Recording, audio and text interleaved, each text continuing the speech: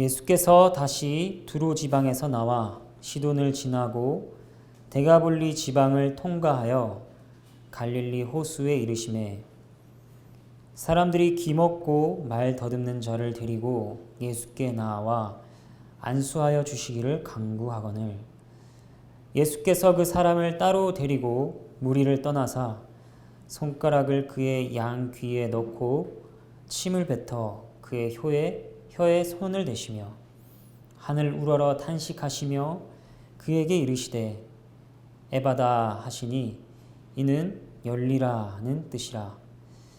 그의 귀가 열리고 혀가 맺힌 것이 곧 풀려 말이 분명하여 졌더라.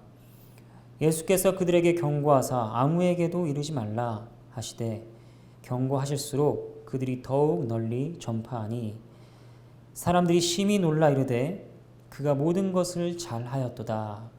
못 듣는 사람도 듣게 하고 말 못하는 사람도 말하게 한다 하니라. 하나님의 말씀입니다. 하나님께 감사합니다. 본문에 나오는 기적은 마태, 누가, 요한복음에는 나오지 않는 기록입니다. 마가에 의해서만 기록된 것이죠. 본문의 말씀을 통하여서 하나님께서 저와 여러분에게 은혜를 베풀어 주시기를 바랍니다. 먼저 31절 말씀 다시 한번 보도록 하겠습니다. 예수께서 다시 두로 지방에서 나와 시돈을 지나고 데가볼리 지방을 통과하여 갈릴리 호수에 이르시매 31절에서는 본문의 장소적 배경이 되는 그 이야기들을 설명하고 있습니다. 그리고 또 예수님의 행보를 간단하게 설명하고 있습니다. 장소는 네 군데가 나옵니다. 두로 지방, 시돈, 데가볼리 지방, 갈릴리 호수 이렇게 나옵니다. 먼저 예수께서 다시 두로 지방에서 나오셨다 이렇게 말하는 것은 다르게 말하면 예수님께서 두로 지방에 계셨었다는 말이죠. 과연 본문 바로 앞에는 예수님께서 두로 지방에 가셔서 수르보니게 족속 여인을 만나는 이야기가 나옵니다. 그러다 두로 지방은 어떤 곳이냐? 갈릴리 바다에서 북서쪽으로 50km 정도 떨어진 해안 도시입니다. 행정구역으로는 시리아, 페니키아에 속한 곳입니다. 이방 지역이죠. 이전에 나오는 예수님의 행적을 쫓아가 보면 예수님의 사역은 주로 갈릴리 지역을 중심으로 이루어졌습니다. 그런데 갈릴리 지역을 벗어나서 아주 먼 이방 지역까지 지금 예수님께서 오신 것이죠. 매우 다른 길을 택하신 것입니다. 그리고 본문을 보면 두로를 떠나신 예수님은 시돈을 지나고 데가볼리 지방을 통과하셨다 이렇게 나옵니다. 여기도 역시 이방 지역들입니다. 예수님께서는 두로뿐 아니라 다른 이방 지역들도 다니셨습니다. 그 다음 예수님께서 도착하신 곳은 어디냐? 갈릴리 호수인데 정확한 지역명은 특별히 언급이 되지 않고 있습니다. 하지만 데가볼리를 통과하여 도착하셨으니 갈릴리 호수의 동편이 될 것입니다. 이곳도 역시 이방 지역이죠. 이를 통하여서 우리는 예수님께서 다니시는 길이 이방 지역으로 확장되었다 하는 것을 알게 됩니다. 이것은 훗날 예수님의 제자들이 걸어야 할 길이 어떠할지를 미리 보여주는 것이죠. 그 길이 어떤 길입니까? 그 길은 예루살렘과 온 유대와 사마리아와 땅끝까지 증인이 되는 길입니다. 그리스도의 복음은 온 열방을 향해 전해집니다. 그 다음 32절 말씀, 사람들이 기먹고 말 더듬는 자를 데리고 예수께 나와 안수하여 주시기를 간구하거늘. 예수님께서 도착하셨는데 무슨 일이 일어났습니까? 사람들이 한 사람을 데리고 옵니다. 예수님께서 병든 자들을 고치신다 하는 소문을 어떻게 들었는지 그들은 기먹고 말 더듬는 자를 데리고 옵니다. 그 사람들이 그 사람의 가족인지 아니면 친구인지 아니면 그저 동네 사람인지 정확하게 나오지는 않습니다.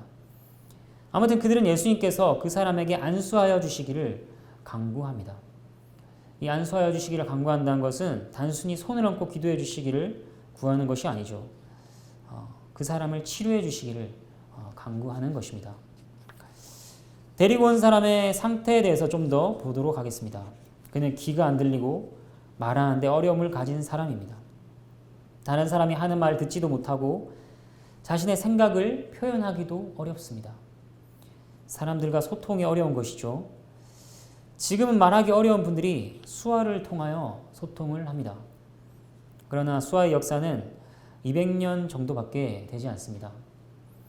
그 당시 사람이 다른 사람들에게 자신의 의사를 전달하는 것은 너무나도 힘든 일이었을 것입니다. 손짓, 발짓, 몸짓, 그 모든 것이 부족하고 글로 쓴다고 하더라도 한계가 있었을 것입니다. 얼마나 답답했을까요? 그는 사람들과 대화를 할 수 없습니다. 대화를 통해 얻는 기쁨도 유익도 즐거움도 맛보지 못하고 살아왔습니다. 그에게는 소통의 단절로부터 오는 지독한 외로움이 있었을 것입니다. 그리고 그에게 있어서 무엇보다 치명적인 것이 있습니다. 그것이 무엇이냐면 바로 복음을 들을 수 없다는 것입니다. 믿음은 들음에서 나고 들음은 그리스도의 말씀으로 말미암습니다. 그런데 그에게는 하나님 나라의 복음에 반응할 기회조차 주어지지 않은 것입니다. 이러한 그에게 예수님의 손길은 너무나도 절실히 필요한 것이었습니다. 또 마지막으로 살필 것은 그의 상태를 묘사하는 말이 가지고 있는 특징입니다. 본문에서 그에 대해서 말 더듬는 자다 이렇게 표현되어 있는데 이 단어에 대해서 좀 더 살펴보도록 하겠습니다. 이 말 더듬는 자라는 단어는 신약 성경에서 여기에서만 유일하게 쓰이는 사용되는 그런 단어입니다. 그리고 구약의 히브리어 성경을 헬라어로 번역한 70인역 성경이 있습니다. 이 성경은 신약 시대의 사람들에게 익숙한 것이었습니다. 그런데 이 말 더듬는 자라는 단어가 그 70인역 성경에서 이사야서 35장 6절에서 또 딱 한 번 나타나는 단어라는 것입니다. 이사야서 35장 6절을 한번 찾아보도록 하겠습니다. 이사야서 35장 6절 말씀입니다.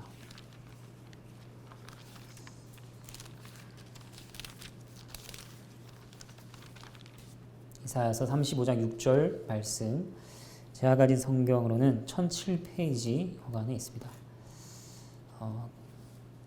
여기를 보면 이렇게 나와 있습니다. 그때 저는 자는 사슴같이 뛸 것이며 말 못하는 자의 혀는 노래하리니 이는 광야에서 물이 솟겠고 사막에서 시내가 흐를 것임이라. 여기서 말 못하는 자라는 단어가 말 더듬는 자와 같은 단어입니다. 지금 이사야의 구절에서는 무엇을 얘기하고 있냐면 하나님께서 그의 백성을 구원하시고 속량하시는 때에 대해서 말합니다. 그때 어떤 일들이 있을 것이냐. 5절부터 보면 맹인의 눈이 밝을 것이며 못 듣는 사람의 귀가 열릴 것이며 저는 자는 뛰고 말 못하는 자의 혀가 노래한다 이렇게 나오는 것입니다. 그러니까 마가는 의도적으로 잘 사용되지 않는 이 단어를 사용하면서 무엇을 알려주는 것입니까? 이사야에 예언되었던 하나님의 속량의 때가 과연 올 것인가? 그때의 일이 이루어질 것인가? 어떻게? 또 누구를 통해 이 일이 시작되는가? 이것을 주목해 보라는 것입니다. 33절로 한번 돌아가겠습니다. 마가복음 7장 33절로 돌아오겠습니다. 예수께서 그 사람을 따로 데리고 무리를 떠나사 손가락을 그의 양귀에 넣고 침을 뱉어 그의 혀에 손을 대시며. 사람들의 강구에 예수님은 먼저 그 사람을 데리고 무리를 떠나십니다. 왜 이렇게 하셨을까요? 그들이 보은 앞에서 그를 고쳐주시면 안 되는 것일까요? 예수님께서는 사람들이 보은 앞에서 공개적으로 병든 자를 고치신 때가 있었습니다. 그런데 지금은 그를 데리고 무리를 떠나십니다. 이에 대해서는 여러 가지 의견이 있습니다. 어떤 이들은 무리를 떠나심으로 주님께서 자신의 영광을 구하지 않으신 것이다 이렇게 얘기를 하기도 하고, 그분이 떠나신 것은 사람들에게 가시하지 않으신 것이다 이렇게 얘기를 하기도 합니다. 또 어떤 이는 무리가 예수님의 기적을 보고 흥분해서 가지고 올 여러 가지 부작용들 막기 위해서 그렇게 하셨다 말하기도 합니다. 그런 의견들이 잘못되었다고 할 수는 없습니다. 예수님 겸손하신 게 맞고 또 당시 사람들은 예수님의 기적적인 치유만 보고 예수님을 잘못 따르는 경우도 있기 때문이었습니다. 그런데 문자적으로만 보면 따로 데려가셨다 해서 따로라는 말은 사적으로 데려가셨다는 것입니다. 예수님께서 많은 군중들 앞에서 말씀을 전하시는 경우가 있죠. 하지만 제자들을 따로 데리고 가셔서 그들을 가르치시는 경우도 있습니다. 그처럼 그 사람을 치유하는 것에 있어서도 예수님께서는 많은 사람들과 함께 관계하는 방식으로 하신 것이 아니라 개인적으로 그를 상대하고 싶으셨습니다. 사람들로부터 그 사람을 따로 데리고 가신 다음에 예수님께서는 어떻게 하십니까? 손가락을 그의 귀에 넣고 침을 뱉어 그의 혀에 손을 대십니다. 굉장히 기이한 장면이라 할 수 있습니다. 하지만 복음서를 보면 이런 예수님의 모습은 낯선 것이 아닙니다. 그는 나병 걸린 자를 고치실 때 그에게 손을 대셨습니다. 나병 환자를 만진다는 것. 이것은 당시 사람들에게 충격적인 모습이었을 것입니다. 마찬가지입니다. 손가락을 귀에 넣고 그의 혀를 만지는 것도 우리에게는 이상하게 보입니다. 하지만 그분은 지금 그 사람이 겪고 있는 고통에 손을 대시는 것입니다. 그 고통에 접촉하시고 그 고통을 만지시는 것입니다. 침을 뱉는 것도 이상합니다.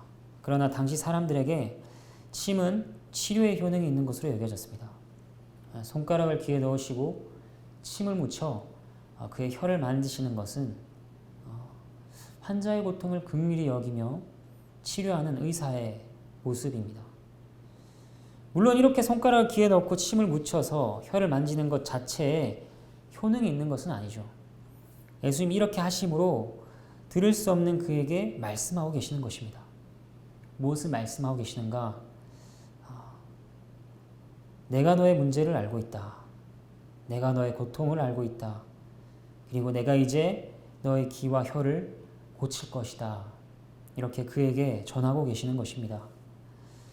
이러한 예수님의 행동은 이 사람에게 치료에 대한 기대와 믿음을 일으켰을 것입니다. 34절 말씀 한번 보도록 하겠습니다. 하늘 우러러 탄식하시며 그에게 이르시되 에바다 하시니 이는 열리라는 뜻이라.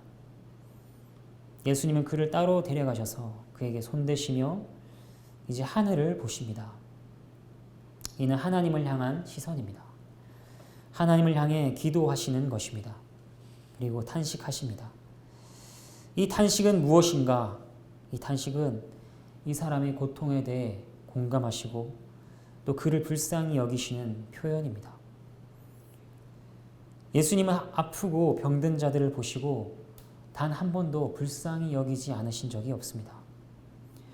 무수히 많은 비참과 끔찍함들, 결핍들, 연약함들, 이로 인해 고통을 겪을 수밖에 없는 인간의 상태를 그분은 불쌍히 여기시는 분입니다. 저와 여러분은 실상의 일부만 볼 수 있습니다. 다른 이들뿐만 아니라 우리 자신의 상태에 대해서도 부분적으로만 압니다. 그러나 예수님께서는 모든 것을 보십니다. 겉도 아시고 속도 아십니다. 얼마나 우리의 상태와 상황이 좋지 않은지 전부 아십니다. 그리고 그것에 대해 탄식하십니다. 들을 수 없고 말하기가 어려운 이 자는 하늘을 보시고 탄식하시는 예수님의 모습을 봅니다. 그 모습은 자신의 치료와 구원을 위해 동일하게 하늘을 바라보도록 그의 마음을 이끌었을 것입니다. 그리고 하늘을 향하던 예수님의 눈은 이제 그 자를 쳐다보십니다. 말씀하십니다. 에바다. 이 말은 완전히 열리다는 뜻을 가진 아람어입니다. 그 자는 들을 수가 없으니 에바다 말씀하시는 예수님의 입술을 봅니다. 35절 말씀, 그의 귀가 열리고 혀가 맺힌 것이 곧 풀려 말이 분명하여졌더라. 예수님의 에바다, 열리라 이란 말씀에 무엇이 열렸습니까? 들리지 않던 그의 귀가 열렸습니다. 그리고 이어서 묶여 있었던 그의 혀가 풀렸습니다. 원어의 문법을 보면 그가 말하기 시작했는데 계속 말하고 있었다 이렇게 표현되어 있습니다. 몇 번이고 무슨 말이든지 목소리를 내어 말해보는 광경이 벌어진 것이죠. 그의 말은 너무나도 분명했습니다. 들리기 시작하여서 세월이 흐르고 점차 말이 또박또박 뚜렷해지고 한 것이 아닙니다. 그의 말은 즉각적으로 분명해졌습니다. 말이 이렇게 즉각적으로 분명해졌다는 것은 무엇인가? 그가 단순히 놀라운 의학적인 치료를 받았다는 것이 아니라 그에게 정말 기적이 일어났다 하는 것을 확실하게 해줍니다. 그리고 이 기적은 우리가 전에 살핀 것처럼 단순한 기적이 아닙니다. 이사야가 예언한 것과 같이 하나님의 속량의 때가 예수님을 통해 시작된 것을 보여주는 표지 역할을 하는 것입니다. 하나님께서 그의 백성들 가운데 오셔서 구원을 베풀 때 일어날 일이 예수님을 통해 실현되고 있습니다.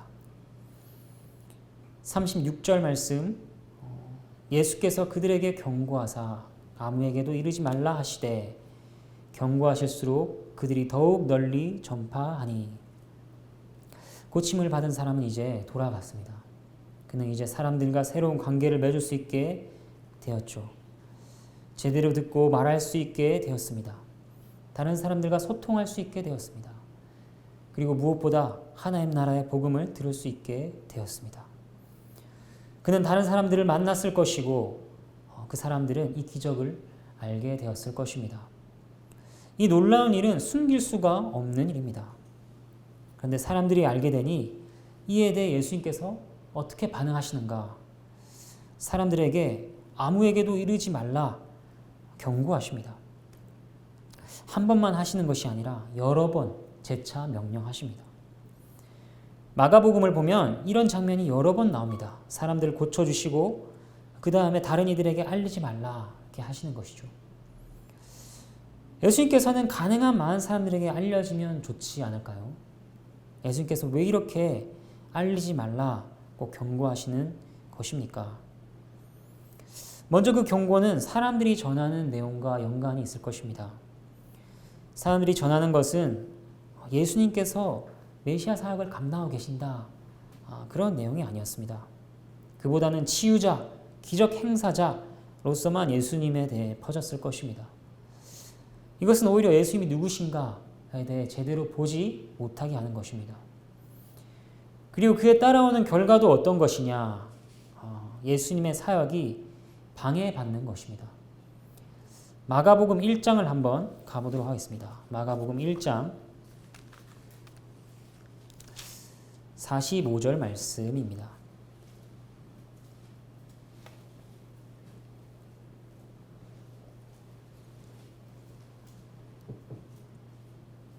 마가복음 1장 45절 말씀 제가 읽겠습니다. 그러나 그 사람이 나가서 이 일을 많이 전파하여 널리 퍼지게 하니 그러므로 예수께서 다시는 드러나게 동네에 들어가지 못하시고 오직 바깥 한적한 곳에 계셨으나 사방에서 사람들이 그에게로 나아오더라.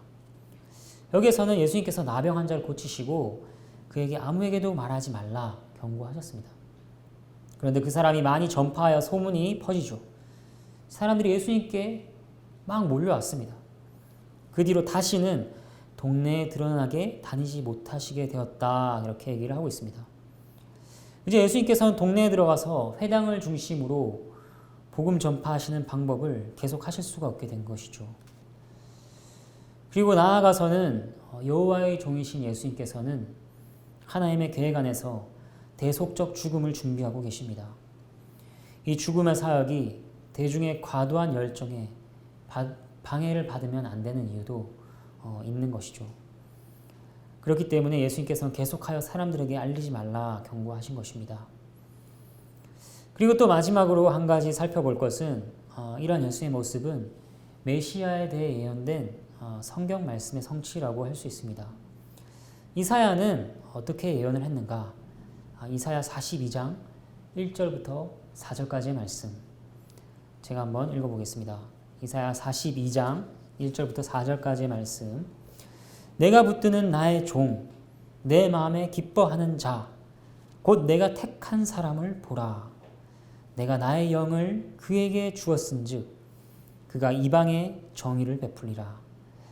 그는 외치지 아니하며 목소리를 높이지 아니하며 그 소리를 거리에 들리게 하지 아니하며 상한 갈대를 꺾지 아니하며 꺼져가는 등불을 끄지 아니하고 진실로 정의를 시행할 것이며 그는 세하지 아니하며 낙담하지 아니하고 세상에 정의를 세우기에 이르리니 섬들이 그 교훈을 앙망하리라. 하나님께서 보내시는 메시아의 모습에 대해서 이렇게 묘사하고 있습니다. 외치지 아니하며 목소리를 높이지 아니하며 그 소리를 거리에 들리게 하지 아니하며 그분은 자신의 사역을 요란하게 떠드는 분이 아닙니다. 나팔을 불며 뒤에 수많은 군사들과 종들을 거느리고 자신을 드러내시는 분이 아닙니다. 그의 왕국은 영적인 것이며 그의 임무는 외적인 화려함과 요란함으로 이루어지는 것이 아니라 고요하며 조용하며 온유함과 자비로 행해지는 것입니다.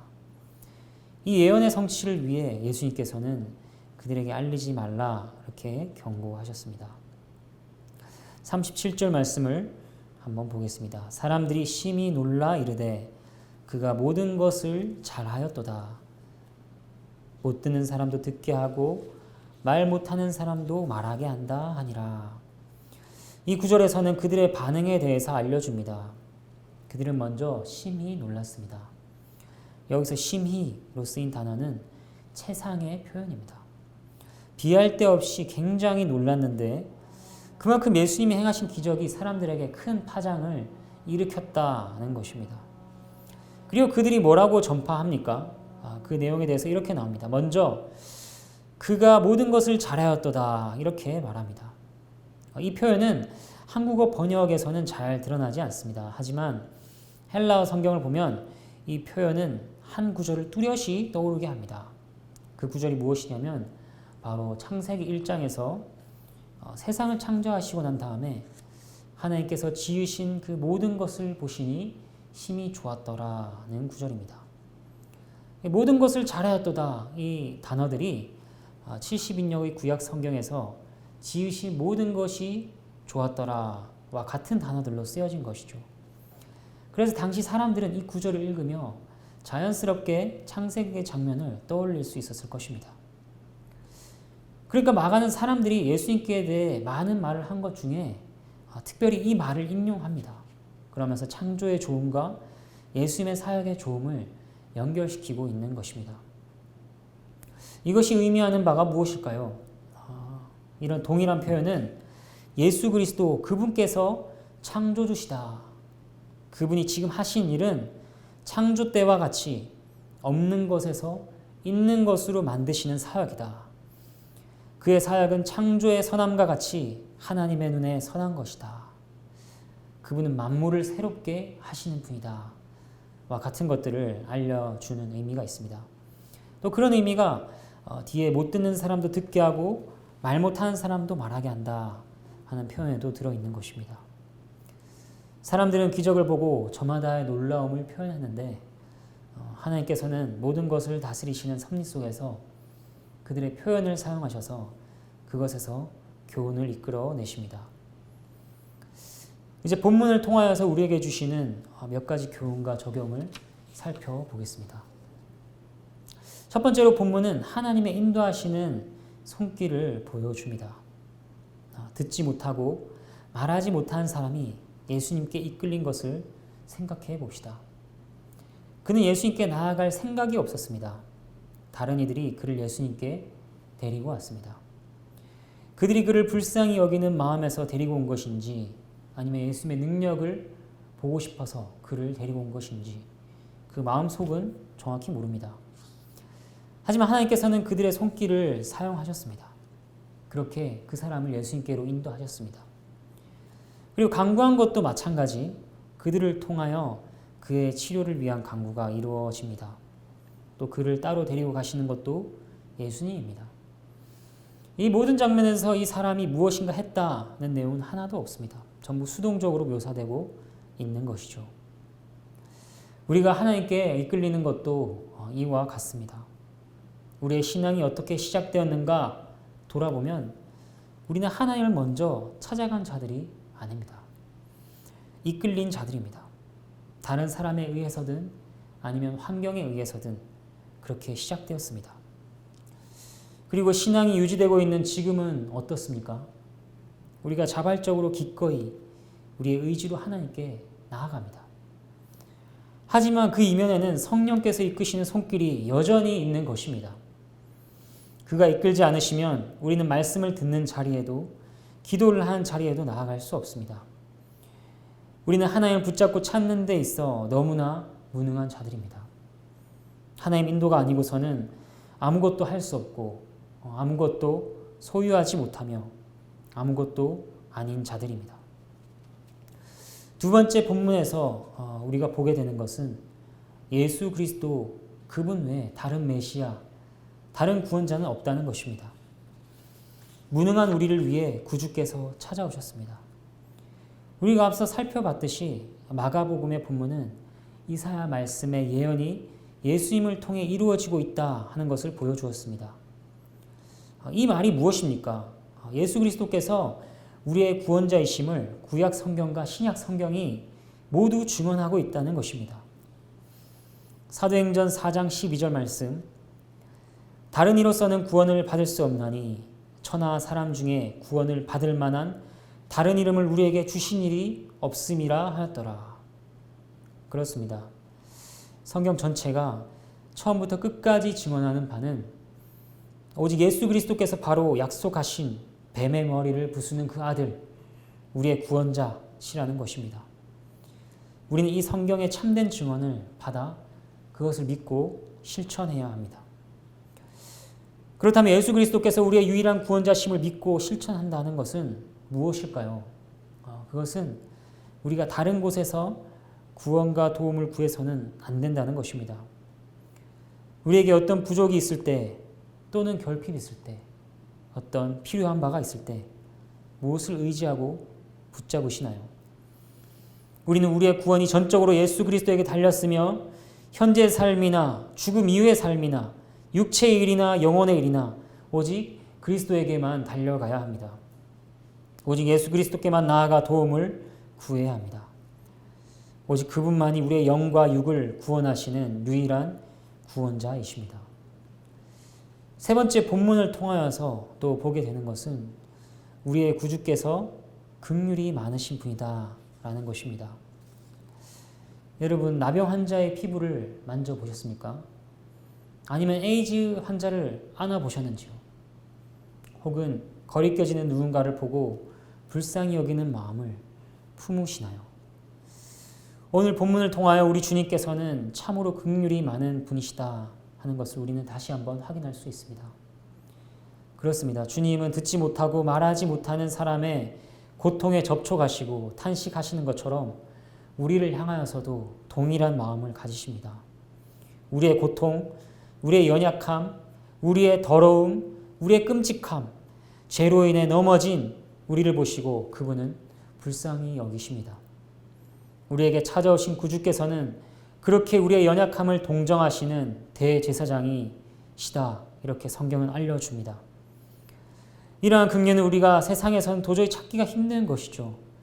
그렇기 때문에 받아들이고 알기에 너무나도 어려운 것 같습니다. 세상에서는 문제가 있는 사람을 가까이 하는 것을 부담스러워합니다. 그의 문제가 나의 문제가 될까 두려워하기 때문이죠. 하지만 성경을 보십시오. 성경에 나오는 그리스도께서 어떻게 행하시는지를 믿으십시오. 성경이 증언하는 그리스도께서는 죄와 비참의 형편에 있는 우리를 불쌍히 여기시고 긍휼히 여기십니다. 그것을 바라보십시오. 그 긍휼하심 앞에 우리는 우리의 무거운 짐과 고통과 연약함을 내려놓을 수 있습니다. 그 긍휼하심 앞에 우리는 또 제사함을 바랄 수 있습니다. 그리고 그 긍휼의 혜택을 조금이라도 우리가 입었다면 마땅히 우리는 그 긍휼에 참여해야 합니다. 상대방이 귀가 안 들리고 말을 못하면 이게 좋아, 저게 좋아, 이렇게 해야지, 저렇게 해야지 그것이 아니라 그 전에 우리 안에 그를 긍휼히 여기는 마음이 있는가 하는 것을 살펴보아야 합니다. 베드로전서 말씀을 한번 찾아보겠습니다. 베드로전서 3장 8절 말씀입니다.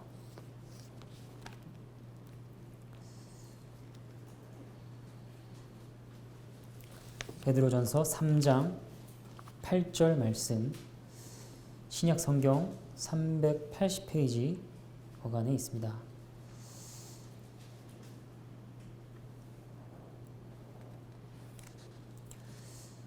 마지막으로 말하노니 너희가 다 마음을 같이하여 동정하며 형제를 사랑하며 불쌍히 여기며 겸손하며. 개역개정이 아니라 이전 개역 한글에서는 너희가 다 마음을 같이하여 체휼하며 라고 했습니다. 동정보다는 체휼이 더 와닿는 번역인 것 같습니다. 이 체휼은 함께 아파하고 고통하는 것이죠. 아픔과 슬픔을 공유할 뿐만 아니라 깊은 연민으로 불쌍히 여기는 것입니다. 상대방의 형편과 처지를 전인격적으로 이해하는 것입니다. 그런 예수님의 긍휼하심이 부디 우리 안에서 자라가게 되기를 바랍니다. 그리고 마지막으로 네 번째 본문을 통하여 보게 되는 것은 에바다 말씀하시는 예수님의 말씀이 우리에게도 필요하다는 것입니다. 우리 육신의 기와 혀는 정상일지 모릅니다. 그러나 우리의 영적인 기와 혀는 이 사람과 같이 어려운 상태입니다. 왜 그럴까요? 들어도 깨닫지 못하면 듣지 못하는 것이요. 말할 수 있어도 올바른 것을 말하지 못한다면 혀가 굳은 것이기 때문입니다. 우리를 돌아봅시다. 우리는 제대로 그의 말씀을 듣고 깨닫는 길을 가지고 있는가? 우리의 혀는 주의 진리 안에서 바르게 말하고 있는가? 돌아봅시다. 만약 우리가 예수를 주로 믿고 고백한다면 이미 주께서 우리에게 에바다 말씀하신 것입니다. 열리지 않으면 그를 믿을 수 없기 때문이죠. 그러나 우리의 듣고 보는 바는 매우 부분적입니다. 아직 완전히 열리지 못하였습니다. 들어도 일부를 깨닫고 보아도 우리 눈은 아직 침침합니다. 어리석은 자는 말하기를 내가 온전히 깨닫고 내가 완전한 진리를 말한다 이렇게 합니다. 그러나 알다시피 우리는 말에 실수가 많고 깨달음에 한계가 있는 자들입니다. 그렇기 때문에 열리라는 주님의 말씀은 신앙의 처음뿐 아니라 계속해서 우리에게 필요한 것이죠. 바울은 이와 관련하여서 에베소서에서 이렇게 말합니다. 에베소서 1장 16절부터 19절까지의 말씀입니다. 제가 한번 읽어보겠습니다.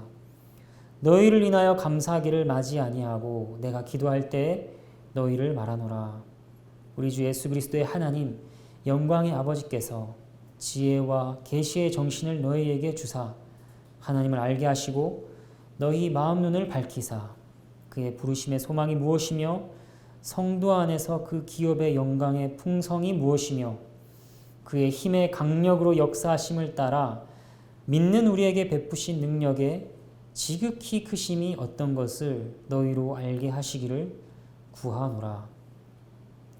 에베소 교회가 지혜와 계시의 정신을 받지 못했기 때문에 바울이 이렇게 기도하는 것일까요? 그들이 하나님을 모릅니까? 그들의 부르심의 소망이 무엇인지 그 능력이 어떤 것인지 모르기 때문에 바울은 에베소 교회를 위해서 이렇게 기도하는 것인가요? 그렇지 않습니다. 하나님께서는 이미 복음 진리를 그들에게 계시하셨습니다. 그들은 하나님을 알고 하나님 안에 있는 소망과 능력을 압니다. 그러나 계속해서 나날이 성장하고 배워야 하기 때문에 바울은 이렇게 기도하는 것입니다. 에베소 교회를 위해 지혜와 계시의 정신을 주시기를, 눈을 밝혀주시기를 구하는 것입니다. 우리도 마찬가지입니다. 우리는 우리의 부족을 똑바로 인정해야 합니다. 우리의 부족 때문에 탄식하고 자기를 절제해야 합니다. 아무리 지혜로운 자라 할지라도 더욱 배워야 하며 죽는 날까지 배워야 한다는 사실을 인정해야 합니다. 그리고 바울의 간구와 같이 우리도 지혜와 계시의 정신을 구하며 눈을 밝혀주시기를 간구해야 합니다. 그렇게 날마다 주의 말씀으로 우리의 귀를 여시고 혀를 풀어주시기를 구해야 합니다. 주님께서는 말씀으로 세상을 창조하셨습니다. 그리고 그 권능의 말씀으로 세상을 보존하고 유지하시며 붙들고 계시고 또 그 말씀으로 우리를 새롭게 하십니다. 그의 말씀에는 능력이 있고 그의 말씀은 그대로 이루어집니다. 그가 말씀하실 때 우리의 영적인 귀는 열리고 혀는 풀어질 것입니다. 그때 우리는 말씀을 깨닫고 복음의 진리 안에서 바른 말을 할 수 있게 될 것입니다. 그리고 최종적으로 우리가 예수 그리스도 앞에 영광 가운데 서는 날 우리는 우리의 면류관을 예수님 발 앞에 내려놓고 주께서 모든 것을 잘하셨습니다. 주께서 행하신 모든 일이 선합니다. 이렇게 말하게 될 것입니다. 듣지 못하고 말하는데 어려움을 겪었던 자에게 베푸셨던 그리스도의 긍휼과 능력이 우리 모두를 안위하시기를 바랍니다. 함께 찬양하시겠습니다.